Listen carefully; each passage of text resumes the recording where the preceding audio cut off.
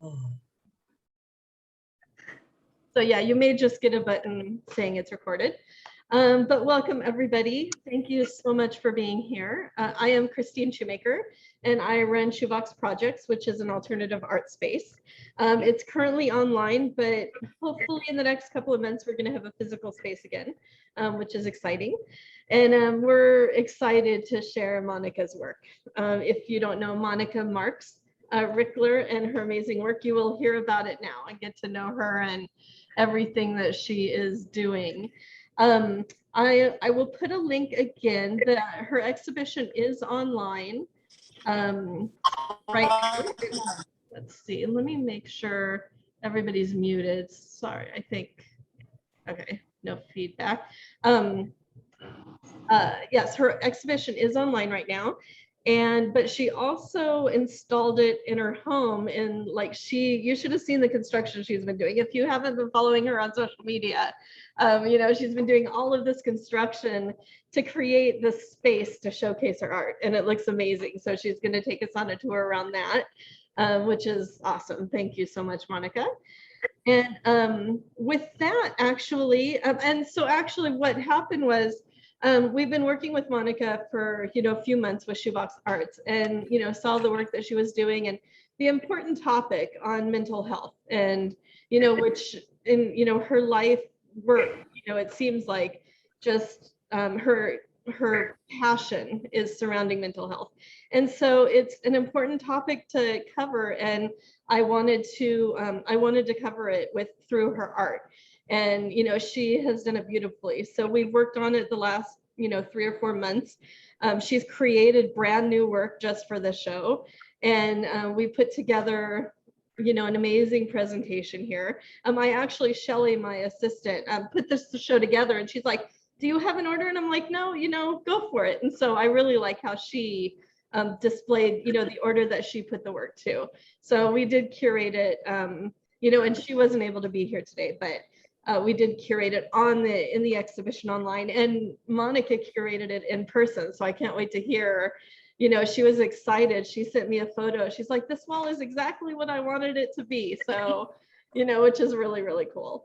So with that, I am going to share my screen to start off with, and show the online exhibition, and I'll scroll through that as I kind of ask Monica some questions. She talks about her history as an artist, what she's doing, why the subject is important to her, and so forth. If you have questions, please feel free to you can unmute and ask. This will be like an informal conversation. We would love questions, so please don't hesitate. So with that, Monica, while I am sharing my screen, do you want to tell us why this subject is so important to you, where this artwork came from, why you started doing this artwork, and so forth? Sure. How long do we have? So I'm also an art therapist, and so I've always believed in the power of using art to express what's going on, underlying issues, and using art to express that. And I personally have experienced a lot of things myself and my family with friends that are not visible to the public. So my interest in invisible disabilities and identities and hidden illnesses, both mental, emotional, physical, have always been something that I wanted to bring to the forefront. And I decided to put the show together to shine a light on those things that people don't usually see about us. My ultimate goal, what's interesting that you're on this piece, this is really my ultimate goal. This is called giving voice to the voiceless. And what I want is to create these pieces that show these things that people that don't feel that they have a voice to express what is going on with them, that don't feel it's socially acceptable, or that the family wouldn't accept them, or they would be rejected in some way, that they will see something of themselves, something of this that they're hiding in my art, and then feel seen and heard. So the fact that you just happen to show that one is perfect. This is one of the pieces. I have a grouping of pieces that you'll see from 2019, which is really when I started to use art for specific issues and be a little more specific about it so people could see it. And this is when I started doing assemblage. So you'll see some pedestal pieces as well. This is called imposter syndrome, where, you know, a lot of people have that, where they feel that they're not as they present. That, you know, questions I've asked myself: am I a real artist? Am I, you know, I'm getting some accolades. Do I deserve that? Well, people are going to find out I'm a fraud. You know, and I try to be, and you'll see when I show you this in person, there's actually a part that is hidden in the piece that you have to see in person to find. Because a lot of times I'll have parts of my work that you don't see until you take a second, third, or touch it, you know, take a closer look at it, which I think are like the layers of all of us. So I try to create that as well. As I scroll through these, do you want to talk about the different like materials that you use? Where did you find like the nails or the, you know, the mesh or the, you know, such nostalgic, you know, found objects in your work? You know, where did you find them and what attracted you to them? Everywhere I can. Some things I have found in my own backyard that, you know, were left over from projects. There's also a few very specific stores that are resale stores, thrift shops, and estate sales that have things that are discarded. And I love the idea of taking something and instead of it being thrown into the trash, that I'm giving it a new life and a new purpose and kind of renewing its meaning in something else. Definitely there are pieces things that are nostalgic. So there's the doll, you know, seeing doll heads are very nostalgic and reminiscent of childhood, of having dolls. There's a lot of doll parts I like to use. But then again, giving it a new meaning in the art and in the way that we have, you know, memories of our childhood that we can now see as an adult. It's like taking these old things and giving it a new meaning as well. So that center part you'll see is just a can. And it had a gold interior. It was like, that is really cool. I want to use that. So I repurpose and you know, the term upcycle as much as I possibly can. I like using string in a lot of my pieces as well. I feel that there's strings that kind of weave our society together. We're all connected in some way, but also that there's parts of us, you know, they say, everyone in your dream is a part of you. So I like to think of, you know, when I'm weaving, and I see it as weaving. That's the last part I do on a piece that has string, is I'm weaving it together and I'm making connections similar to string theory or brain development, the way that things connect and then they have a relationship after that. So I love string, I love twine, I love rusty nails, I love rusty things too. Yeah, there's oh, the mesh. So because there's a piece of mesh in there. The mesh, here's my secret. The mesh I use is a tape for you know, when you do construction and you put in new walls, not plaster, drywall. It's drywall tape. And sometimes I will spray paint it so it looks shiny, or paint it so it looks like old metal. And it's just a lot easier to work with than actual cutting the metal. I'm also very accident prone, so I don't really want to cut metal if I don't have to. But you know, it's this, you know, I'm really drawn to textures, and I saw the texture of this tape and thought, and it was like it was like in the dirt. I started out with this really old piece of a roll of this tape, this mesh tape. And I was like, I'm going to use this in things. And sometimes I use it to build things up. Sometimes I use it just by itself. Sometimes, you know, here it's painted to look like a little round piece of metal. And so that's part of the texture I use. I've also started, and you'll notice a difference between my earlier pieces and my recent pieces. building up more with the paint. So this is a very recent piece, which when you see it in person, you'll see the texture a lot more. But also this is meant to be camouflaged. So this one, hiding in plain sight. Yes, I remember, Christine, the first time you saw this and you said, but you can barely see the mask. And I said, that is the point. You know, because a lot of people just, they don't want to stand out, and they do what they can to blend in. This was one of the first truly only made from found object pieces, which I have here. And it's called Rare Diseases because the zebra is basically the mascot for rare diseases. When doctors are in medical school, they hear, you know, when you hear hoofbeats, think horse. So think of the most common ailment it could be. And in that case, rare diseases are often not diagnosed for many years. So it's really important, you know, the term is think zebra. And so that's why I created the zebra, which is like I said, the symbol for rare diseases, to think about, you know, what people are struggling with that, you know, maybe you wouldn't expect, and you don't know what's going on inside them. So I also wanted to ask about text. You do use a lot of text. Where does that come from? A lot of it, you know, depends on the piece itself. Sometimes, for example, I've done some political pieces where I've copied statements that were made in a political situation, especially with white privilege. There was a checklist that I used and I printed it out. And there's been other pieces where other checklists as well, where I like to use, there's one if I use headlines, I'll print out the headlines. And this was just every what if I could think of with my, you know, this was a very, very personal piece. Obviously also has pictures of me in it.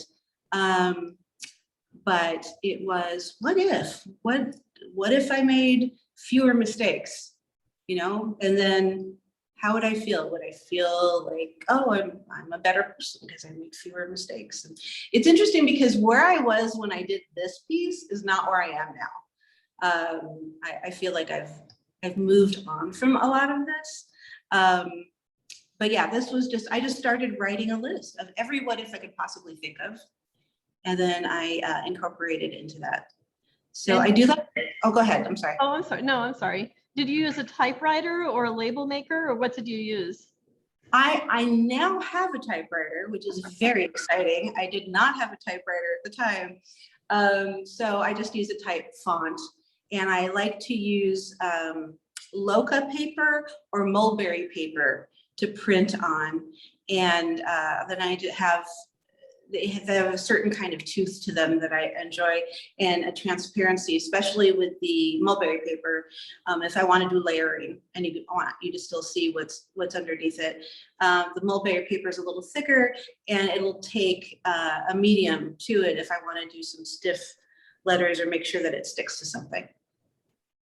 One of the things that is prevalent in a lot of your work, you know, besides, I know you use the mesh for texture, but, you know, you also patterning, you know, whether it's the grid, whether it is stripes, whether it's so many different patterns. And, you know, is that conscious, or is that just something because, you know, that's always been with you, an inspiration, or? That's an excellent question. I like to try to make order out of chaos. And one way I do that to calm my own anxiety and just to feel a semblance of control over my environment is to create patterns. And it's a calming technique for me. So that's why it comes up, it feels balanced to me. And again, I think I've let go of some of that as I've become a little looser in my approach. Oh, this one's one of my favorite pieces. So there's a couple of pieces where the image in the background is actually a picture I took. So I was with my dad, who's on this thing, and we were walking in a tunnel to a vegan event. And this tunnel looked so interesting to me. And so I took a picture of it knowing I was going to use it in something. And then I had this little box and I cut out the center and attached it to the box and put the box down and put the rest around it. And it's just this, this little figure that's kind of isolated while all these other social things are going on. And this was, again, these words were like, I was trying to think of every phrase you could come up with that used the word social. And each one that applied, I put it in. And then INFJ is the, I'm making on the, it's a personality. My mom knows if she wants to pop in. There's a personality test, and it's the most rare of those types of personalities, and it's Myers-Briggs. Thank you, Mom. The Myers-Briggs test, and it's the most rare of all the personality types, and the most introverted, and often the most creative. So that's why I did INFJ, but really I'm an introvert. You know, it's amazing. Like during this talk, I kind of feel like I'm in a therapy session. Like each piece of art, I mean, it's like art therapy. Like I can relate to that and I can relate to that. And oh, that's why I do that. Exactly. And that's why I do this. Exactly. I want to make those connections. This is in the Mask series, and the Mask series was created for the show. Each one has a mask in it. Just Keep Swimming, that was my homage to Dory in Finding Nemo, where you know, sometimes there's just so much going on and I just need to keep going. I just keep swimming, you know. And you can see in the close-up, there's a little clock face, and I'm just, in the back of my head, I always feel like I just don't have enough time to accomplish everything I want to. But I just gotta keep swimming, Definitely. More of your mask series. Yes. So tell us about the masks. So the masks are used a lot in art therapy and in many cultures, and they have a lot of different meanings. I am fascinated by masks. And in this case, I'm looking at inner and outer persona, and the outer persona being the mask that we try to present to the world, and looking at what's underneath that. So each one has a mask, but kind of in a different situation, a different aspect of themselves that that one is hiding. This is a mask kind of in the face of some chaos that's indistinguishable. You know, there's just swirling stuff going on. And when I breathe, like now, because I realized how fast I'm talking, if I just breathe, something my dad has also taught me, that my brain clears a little bit, I become calmer, words that escape me come back to me. So this is that reminder that no matter what is going on, that often breathing is the first thing we forget to do correctly. And if we consciously remind ourselves to breathe correctly, to take a slower outgoing breath and an ingoing breath, that our brain can shift gears and come back to where it needs to be. You know, before an exhibition that I had, we had somebody do like a guided meditation for a few minutes. That would be perfect. Like next time, a performance, something to think about. All right, Dad, you're hired to do some mindfulness. There we go. So this piece was done before the election, and I had hoped it wouldn't be relevant anymore, but I feel like it is, and it could go either way. And obviously on the left was the influence of Trump, and there's a Trump monster on the inside, and it says, "Are we great now?" And just different various atrocities that had happened throughout those 4 years. And on the other side was my beautiful idealized view of, you know, Trump not getting elected again, and that, you know, the world would be at peace and everybody would be accepted. And, you know, it's very idealized, but it's something that I still hold on to the term tikkun olam, which is in there. It says repair the world. That's what that means. And I feel like even though there are still people that are kind of hell-bent on destroying certain things like our environment and equal rights, and I'm not going to get too political. It's my one political piece here. But that for me, it's important to remember all the people, and especially the next generation, that are involved in healing the world and all its inhabitants. Awesome. And this one in person, it turns, which is very cool. Yes, I will walk over there, yeah. And I will turn it as well. This, someone was like, oh, a nightmare. That's an anxiety monster, and it's keeping the anxiety at bay, and not doing a great job of it, but it's like, it's trying to come out, and I'm trying to hold it back. And anxiety really is, it's monstrous. It can be debilitating. I luckily have not had the level of anxiety that some people have, but the anxiety can come from, thank you, Scott, just trying to have the bravery to reveal who you really are could be really, really scary. And so this is just like, stay back, anxiety. I'm just going to be me. Perfect. This one, lost in my own head. So this one, I love using maps. And so layers behind it, there are maps, and there's kind of a dual purpose for this one. First of all, I have absolutely no sense of direction. It's some kind of processing disorder, I believe. Probably it's tied to math, because I can't figure that out either. And it's funny, for as much as I like patterns and grids and neatness, there are tiny arrows in here too, and there's a tiny compass and maps, and it doesn't matter. Even when I have Waze on, I'll still be like, oh, you wanted me to turn here? I missed it. And then I think they kind of feed on each other, all the stuff in my head, the negative voices and the influences of others that maybe are not helpful for me. And that gets all in my head. I will get lost in all those negative thoughts too. So it's just that kind of a physical and emotional and mental feeling lost. I think we've all been there. So this was the very, very, very first one I did in the mask series. This one is passing for normal, and a lot of people, passing is something I could do in a whole nother, people who, have had to pass for straight, have had to pass for a gender that is not true to themselves, have had to pass for mentally healthy, have had to pass for thinking differently, not being on the spectrum. Just whatever they view that is normal, that they don't feel like they are.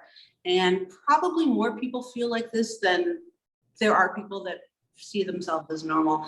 But the face, the woman's face I saw that as a very judgmental face. Other people may interpret differently. I think she's kind of giving me the side eye. So it's really about, and I used the mirror paint. So it looks like foil to me, which I think I love, but these are all plaster faces. And it's trying to reflect out what people want to see and trying to pass. But beneath it, that's one of the few pieces I use, black 3.0. So there's like a black hole behind it that the mask is desperately trying to hide, but there's cracks and there's holes. And the outside world is bubblegum and pink and perfect. And there's a little bit of paranoia with the side-eye girl being very judgmental and just trying to pass.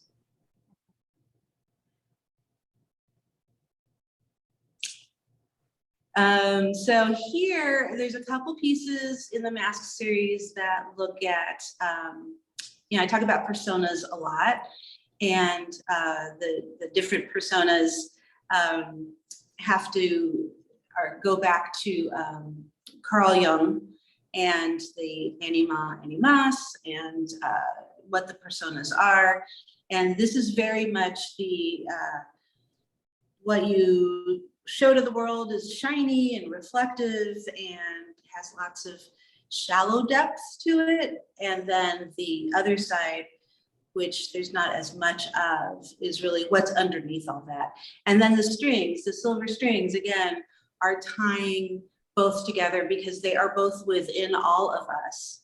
And sometimes they are very connected, sometimes they're very loosely connected, sometimes you're just in one or just the other.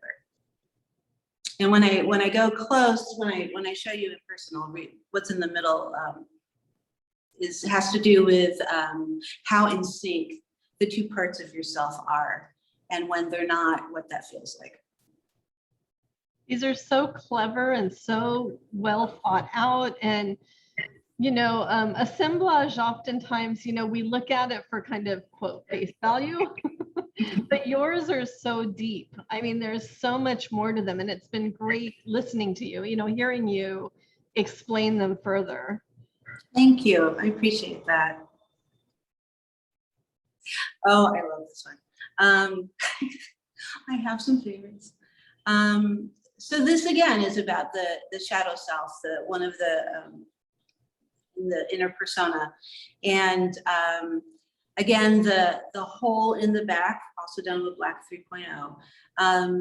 But the face is complete. This is the one I didn't paint at all. It's just the plaster. I mean, I believe I painted it white just to seal it. But it's, thank you. So this is really a blank slate of a person.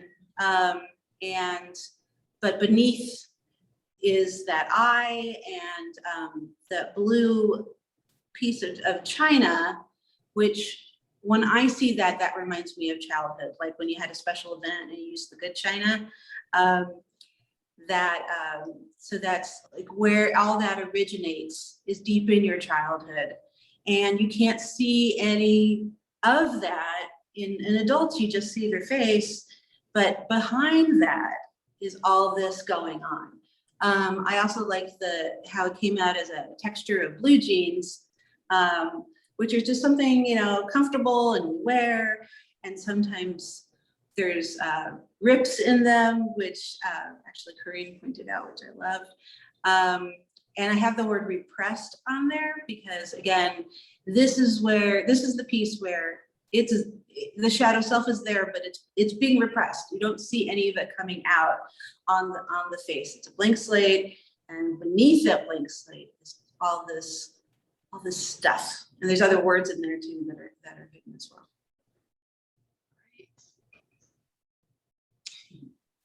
Again, one of the first ones I did in the series. So passing for normal is exhausting.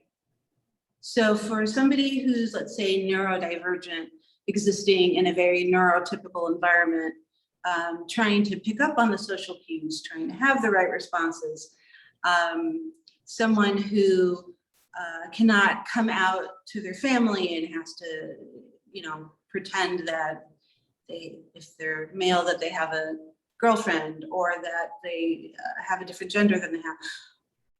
People with physical disabilities that you can't see, invisible disabilities, that are trying to just keep up with everybody else.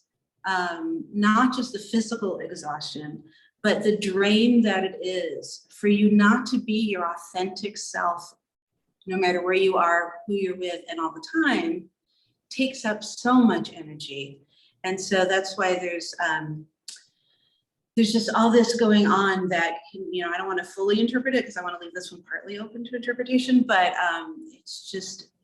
it's very, very draining. And so I would really want to hope that as time goes by, masks can just be cast aside, and so much energy doesn't need to be used up holding on to that, and trying to be, you know, live up to the energy of other people's expectations.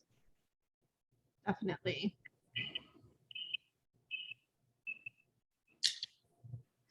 So this is trauma response. You'll see more in person than you can see from this. There's actually words around it on the top that say trauma cannot be undone. It can only be, did I say assimilated? No, I have to go look at it. Something integrated. Assimilated, because I was thinking of the Borg, because that's what this piece reminds me of, for those who know the Star Trek references, can only be integrated. So the more you try to deny the trauma in your life, the more it's going to build up and come out in other ways. And there's a saying that even when the mind forgets, the body remembers. And so there is a silver figure in the midst of all that wire that's being held up with nails. And it spins. Also, it can feel like it's spinning out of control. Oh, thank you. Which again, I'll show you when we walk around, but it's, it looks very unstable, but it is stable, don't worry about that. But it looks very unstable, and it's not a strong foundation for dealing with trauma. And so that's, a lot of people have this trauma response, and a lot of the reasons that people feel they need to wear a mask, hide who they really are, is because of past trauma. Tell us about the figure, because you use this figure in, as a motif through a lot of your work. Good question. I was doing assemblage in 2008 when I started using this figure, and I make them from clay, usually Sculpey, although I've started to use a couple other paper clay and other things that will dry on its own without baking. And it's a torso, it's a woman's torso with no legs and no arms, and they're not model perfect. I feel I identify with these figures. I would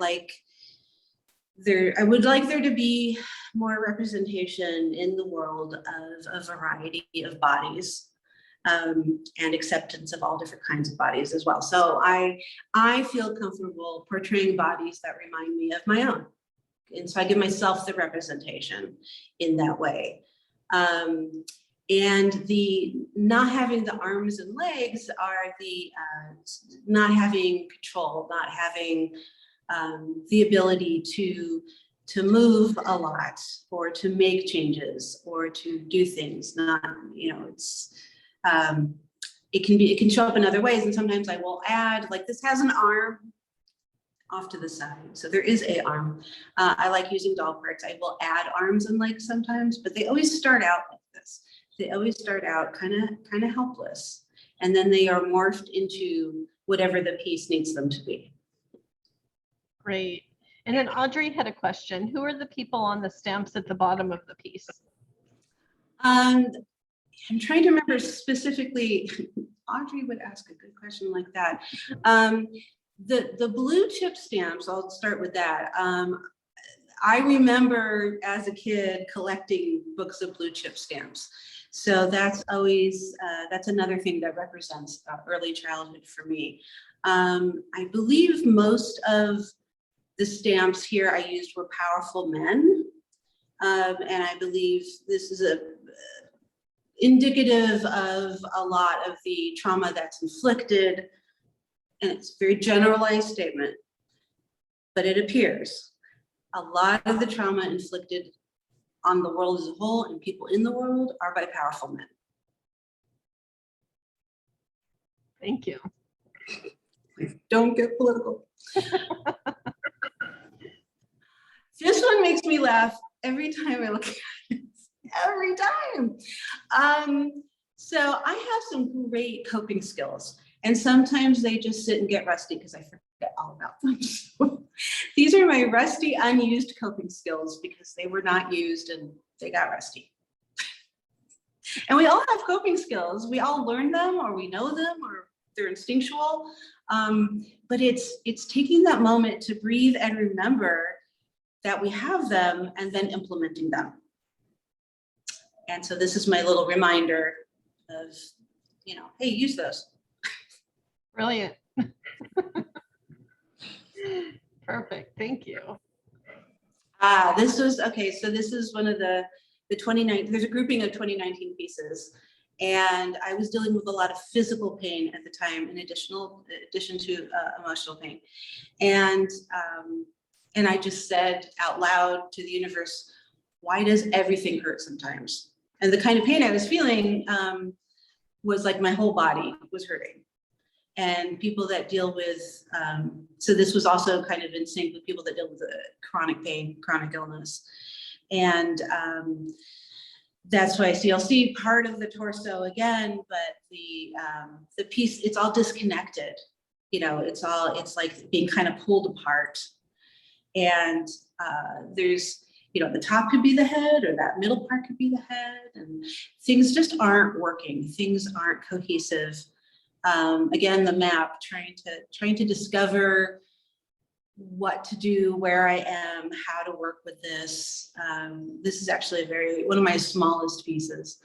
And I cut out each letter, which I don't usually do, so it looks like a ransom note, because it felt like my body was being held ransom by the pain and was controlling how much I could possibly do. And there are people that, you know, I mean, thank God I'm not in that kind of pain anymore, but there are people that have chronic pain all the time. And you don't know it by looking at them. It is hidden. It's a hidden disability. And so maybe they're also asking, where does everything hurt sometimes?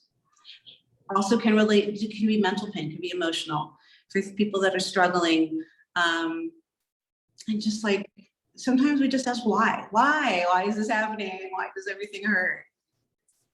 For sure. You know, this piece especially, like all of the objects that you use, they do evoke like this visceral reaction.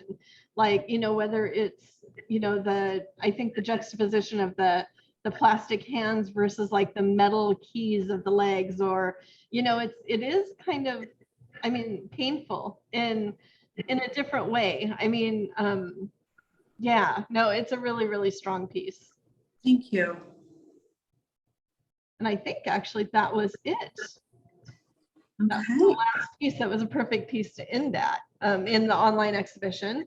Again, I'll post the link to this in the chat so that way everybody has it. All of the work is for sale. You can purchase it on Monica's website. There's buttons at the bottom to take you also to her Instagram. So definitely check that out. I highly recommend looking through her website, which is also like, it's a work of art too. So, and I will stop sharing and let's see. And then Monica, if you want to go ahead and give us a tour of the space in person, that way we can, you know, see some of these pieces and, you know, what, like the size, you know, yeah, what they look like in person. Okay. Let's see if this will, oh, well, that's not going to work if I have the cover on. Oh, hey, look. Okay, so I'm just going to walk around. What's right in front of me here is there's this one that was much closer so you can actually see the detail. And you can see here in the picture how far away the mask is and the texture. So like I said, this year, especially this past year, I started playing a lot with texture in ways that I just never had, you know, kind of experimenting and seeing how it feels. And actually I love it. And then this one on this side is the other one. Just keep swimming, just keep swimming.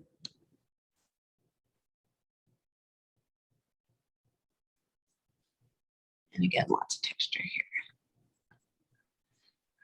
And then the wall I was talking about is right here. So it looks great. Thank you. This is the part I dreamed and I knew I wanted all these together in one piece. There's 6 pieces here.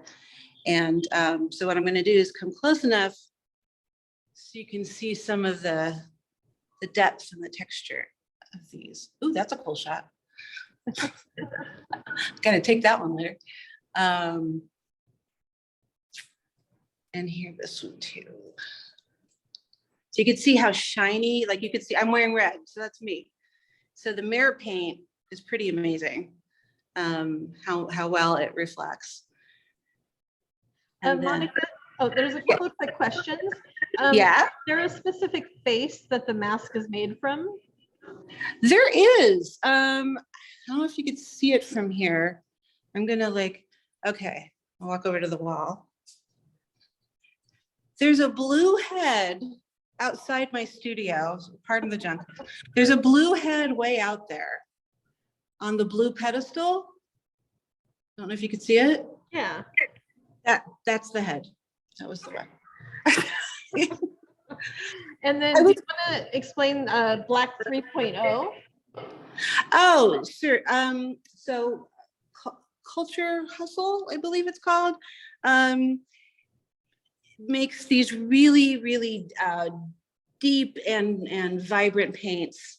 And they started out with Black is Black and then Black 2.0. And then they just came out with Black 3.0. So of course I had to have the latest. They just came out with reflective black, and I'm on the waiting list because I'm that kind of nerd. So stay tuned for pieces done with reflective black, because they do such a good job with mirror and with Black 3.0 that to combine them, just I'm very excited. So here, let me show you some of the depth of this one as well. And so I wanted to read what it says here. Problems begin when the inner and outer self are in conflict or not. It's so hard for me to read from here, I'm sorry. Are in conflict or out of balance when you think one thing but do another. So that's the main meaning of this piece, is what happens when things are out of conflict. So you see, it's not even at all. They're not balanced. And that's when you have conflict. I love how that text is being used almost to stitch the sides together. Mm-hmm. Yes, exactly. Thank you. Yeah. This one, the Lost in My Own Head. And I'm going to come up over here so you can see there's arrows throughout and the compass.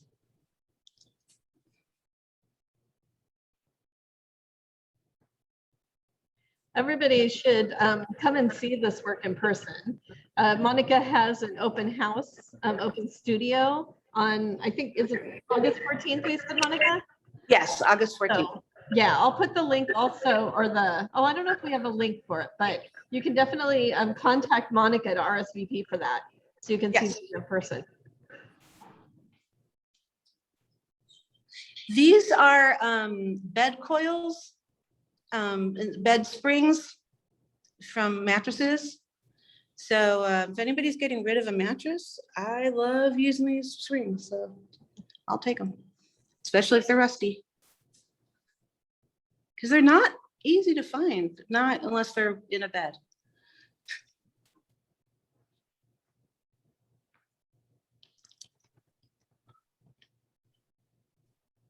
I think, and you said the brand for the paint was Culture Hustle? Yeah, Culture Hustle. HUSTLE or SSLE? T. Or T? Yeah, T. Okay. And then I think it's very funny that my coping skills are way back here. Oh, there's a trash can. Here's the series of the 2019 pieces. So I have them all together. And I just think it's very interesting to see how in just a couple of years my style has changed. A lot of the themes are the same, but my style of collage has changed a lot. Those are great together.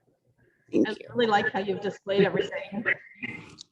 Thank you. And then I learned to put the labels in the same way that you put the yay galleries. Good job. Yeah. There's this one.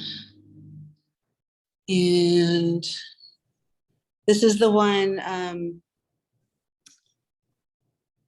here that I was talking about chronic illness. This is a medicine bottle. And, you know, when people are healed from something that's, you know, some kind of illness, but they still have a chronic illness. Oh, sorry, that was me. I apologize. They have a chronic illness, you know, on the outside, they may look like they can swim or fly or whatever, but, you know, they can't keep up as well. And that's why this is called chronic means forever, because a lot of people who don't deal with a chronic illness don't understand that.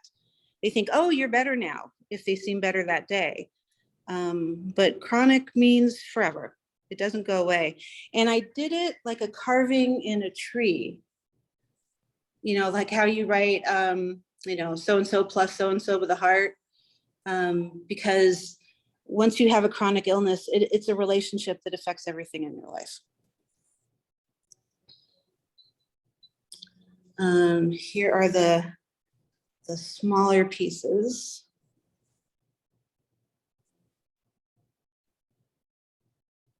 And this one, the misconception of depression. So on the outside are the phrases that people hear about depression, that people will say. And on the inside is the truth.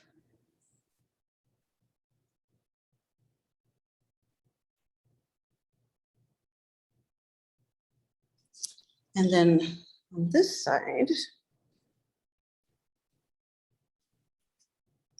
so this is social anxiety, but alcohol helps. So it's surrounded by all the things that people say. Just calm down, you know, just relax. Have you tried, you know, whatever, meditation? Have you tried this medicine? But it feels like you're trapped, chained to a pedestal in the middle of a room. And then these are the words that sometimes, you know, go through your head when you're dealing with social anxiety. And then a lot of people who deal with social anxiety, and I've done this too, use alcohol to get through social situations. And there was a time I did that.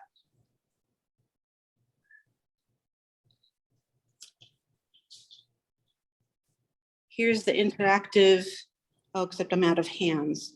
But it does spin. It could go either way. It does spin. And parts move.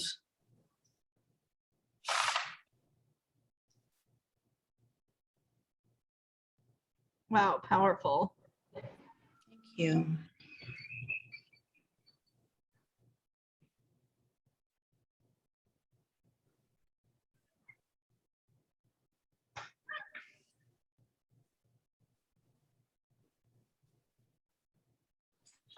And then this side, which is the complete opposite.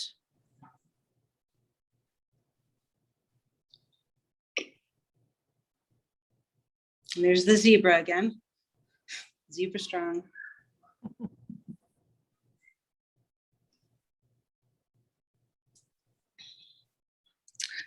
This one, overstimulated. I'm gonna have to step back to get the whole thing in. This is it overstimulated, overstimulation? No, overstimulated. It's, this is sometimes what it feels like. I started to carry earplugs with me everywhere I go, so that if I'm in a very loud restaurant or, you know, at a concert or just in a crowd, and it feels like there's just too much going on around me, I will put the earplugs in. Nobody knows it, and then it helps me calm myself. But here's the string used in a very different way. Kind of an overuse of string. It's like trapping.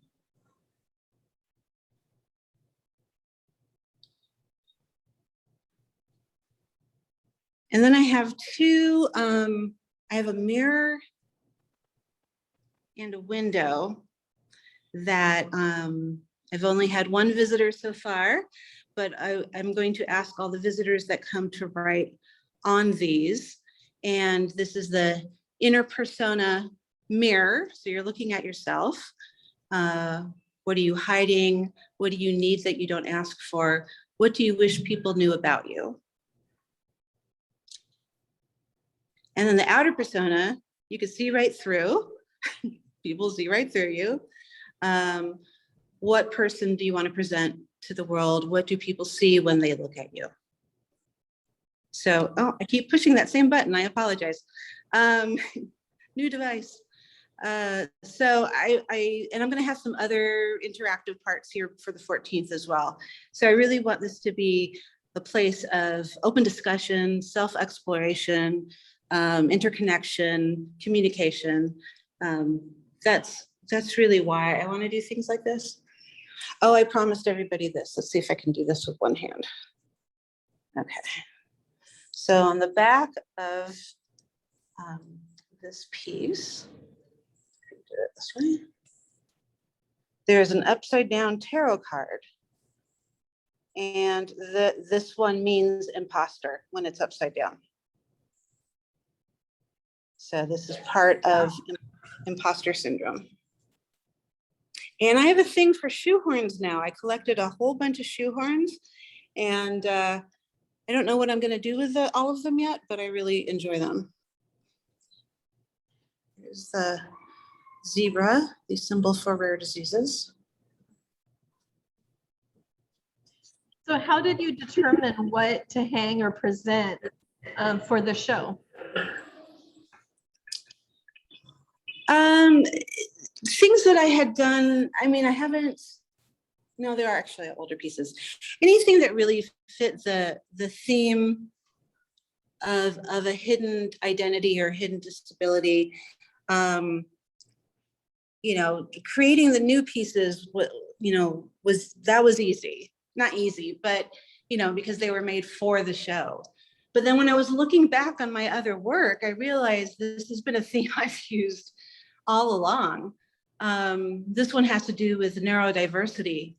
And so being on the autism spectrum and feeling kind of naked, and having to protect yourself and put up barriers because, as it says, it's not safe out there. And these are the things that people say to people who are neurodiverse, like, you don't look autistic, to which I always say, what does autism look like? Have you tried essential oils? I always love that one. That will solve it all.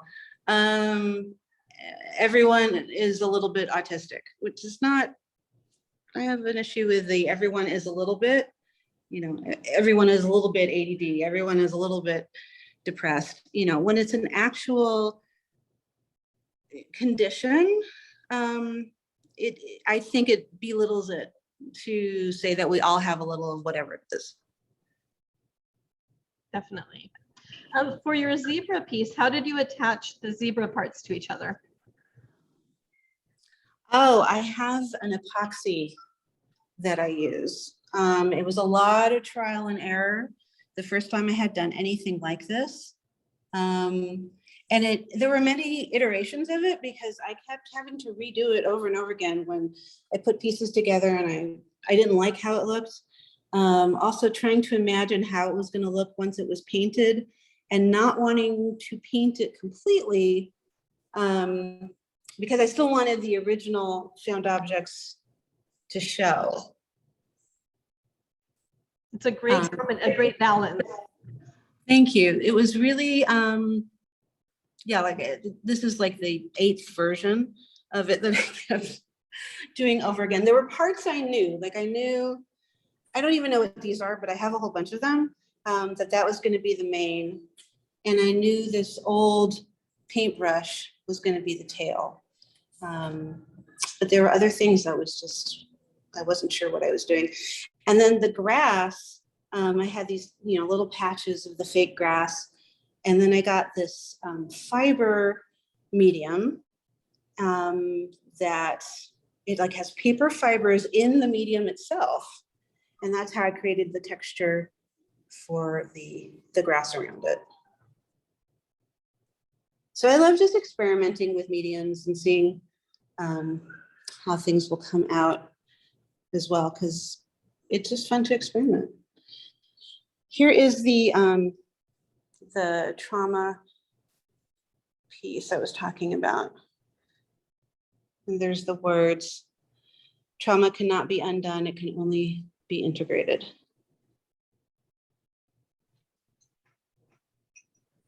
And so the whole thing spins and the arm can move in different ways as well.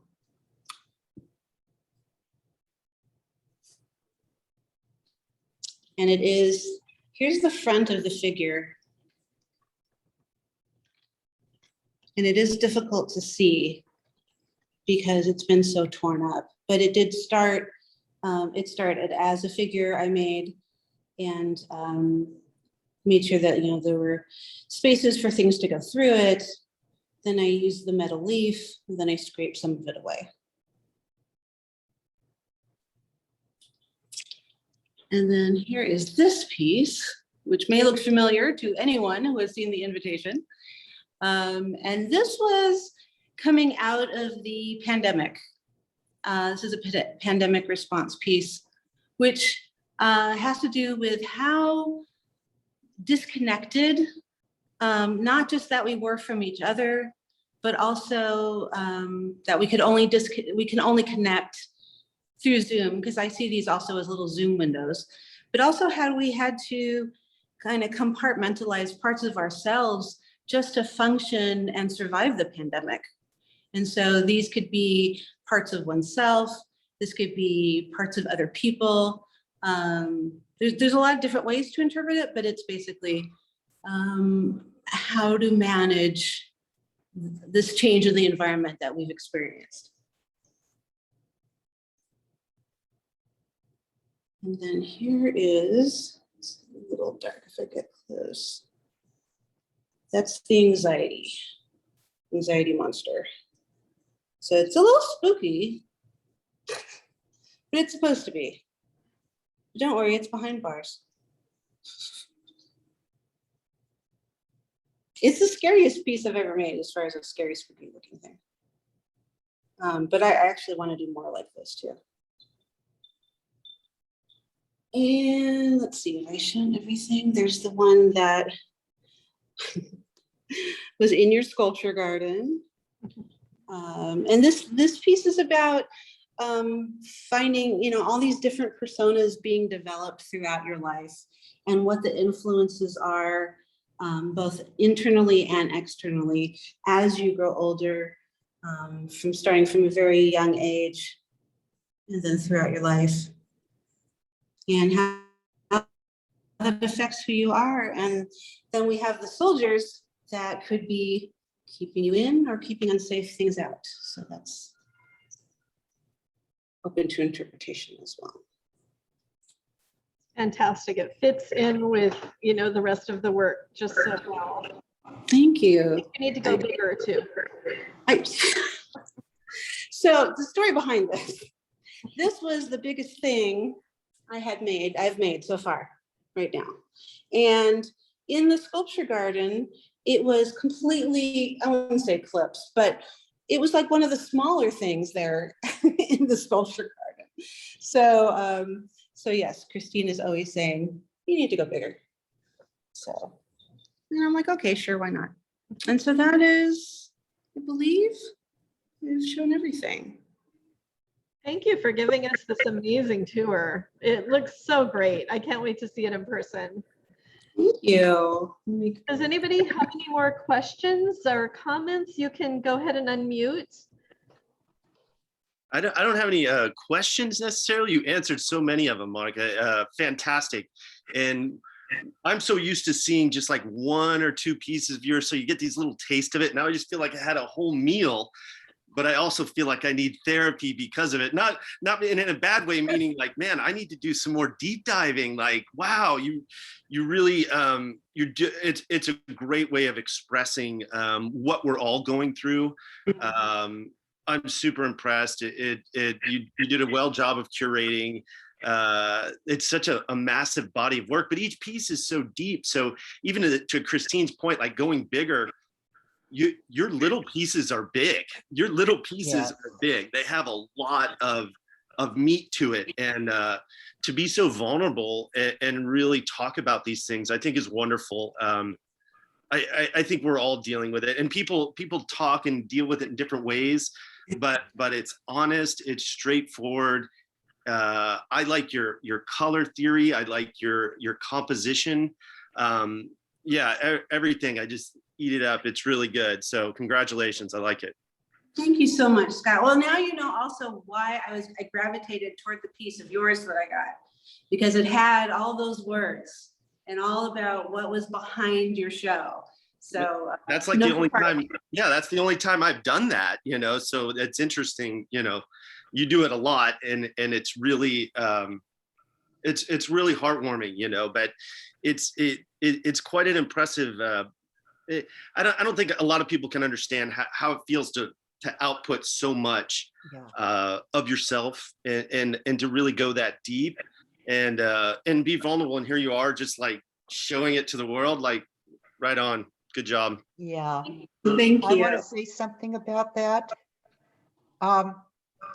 In my creative life, when I was a teenager, I poured out all of my angst in my writing, in my art. I mean, I was just all over the place. Part of my growth has been pulling back from that. And I am blown away by how you are able to touch those places, but in a very adult, very mature way, that you are able to go to that raw place and do it in a way that I want to use the word sophisticated because of what he was talking about, the color theory, the composition, all that good stuff. And yet it is still so real that I think all of us can relate. It's touching stuff that I think we've all wrestled with in our lives. And God damn it, I'm jealous. Congratulations. This is just, it combines the honesty with the technical maturity, and the balance is just, it really is very effective. Wow, thank you very much. Is there any other questions for Monica?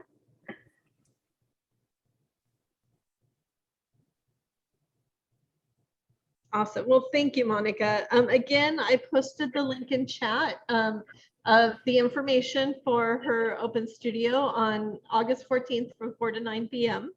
And so RSVP to Monica and she'll send you the information. And again, it's online, so you can also take a look online and go to her store and support the arts, support artists. And thank you, Monica. Just before you close, I just wanted to say that was wonderful. I've never had an artist explain everything to me behind how you created it, and I am so impressed. It's beautiful. Oh, thank you. I have always loved attending all the artist talks that Christine hosts. And it's been an honor to finally be able to do one of my own. And on the other side of it, I love hearing all these things too. So to be able to share has been a wonderful experience. And you did such a nice job sharing with us. Wonderful. Thank you. Thank you. Definitely. Awesome. Well, thank you everybody for being here on this Saturday afternoon. I hope everybody stays safe and healthy. And yeah, because we need to come out of this. So, and we want to see everybody in person again. Yep. Well. Thank you. Take care, everybody.